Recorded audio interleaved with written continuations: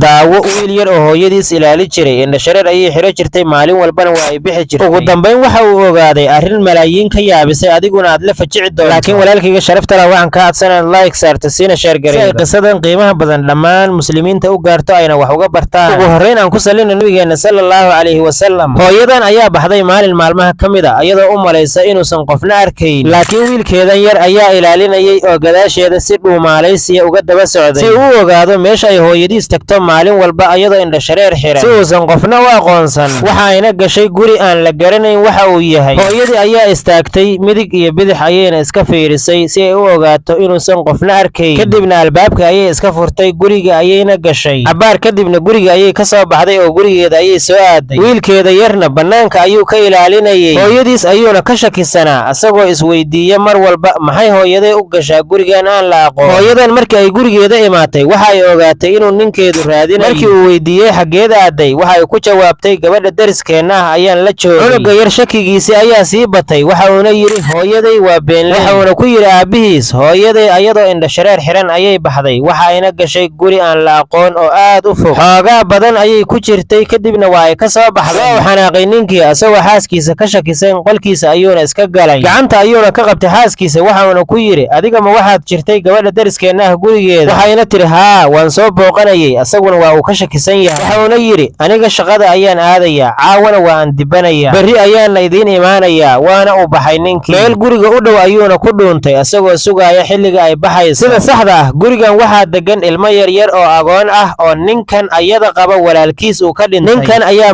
mas-uuliyadooda lahaa laakiin waa uu dayacay xoolahoodii agoonnimadana waa uu ka cunay kadibna waa uu iska fogeeyey haweentan ayaa guri u kulaysay ilmaha cunto ayay maalin walba u geysaa ama lacag wixii ay hesho markii uu cunuga yar arkayeyna lacag ayayba u geysay ayagoo baahan si ay wax ugu iibsadaan markan uu aabbuhu ilaalinayana cunto ayayba sidaa si ay ilmaha ugu geyso waa ay baxday haweentan ayadoo cunto sida sidii caadada u ahayd ninkeedana gadaasheeda ayuu ku dhuumaalaysanayay si uu u ogaado meesha ay tagto haweentii ayaana imaatay gurigii agoonta ilmaha ayaana ku lahaayeen waxaa tahay hooyadeenna labaad waadna dar yeeshaa kadib markay hooyadeen naga dhimatay wallaahi waad nooga wanaagsan tahay ninkaaga oo ah adeerkeen aabbaheen la dhashay dhaxalkeenni ayuu cunay kadibna waa uuna fogeeyey ninkii ayaana yimid albaabka ayuuna xoog u garaacay asagoo aan ogayn inay meesha joogaan ilmihii walaalkii waxa uuna aaminsanaa inay naagtiisu khiyaanayso oo ay gurigan nin kale la joogto naagtiisii ayaana albaabka ka furtay ninkan ayaa wejiga uga qayliyey oo caayay xaaskiisa isla markaas waxa uu meesha ku arkay ilmihii walaalkiis oo uu fogeeyey wuxuu yidhi yaa keenay ilmahan meesha xaaskiisa ayaana tiri aniga ayaa keenay oo guriga u kuleeyey kadib markii aad ka tagtay dhaxalkoodii iyo xaqoodiina waad cuntay aniga maalin walba waan u imaadaa cunno ayaan u keenaa waan la fadhiistaa oo waan la sheekaystaa adiga ayaana iiga dhowaa wallaahi ilaahay waa uu kugu xisaabi doonaa waxa uuna yidhi aniga ma rabo inaan barto wax xiriirana nama dhex maraayo ilmaha waxayna ku tiri wallaahi qalbigaagu waa uu ka adag yahay dhagaxa sida aad samayso ayaana ilmaheenna lagu samayn doonaa markaas ayuu qalbigiisu soo jilcay waxa uuna yidhi ilaahay ayaan uga soo laabtay wixii aan sameeyey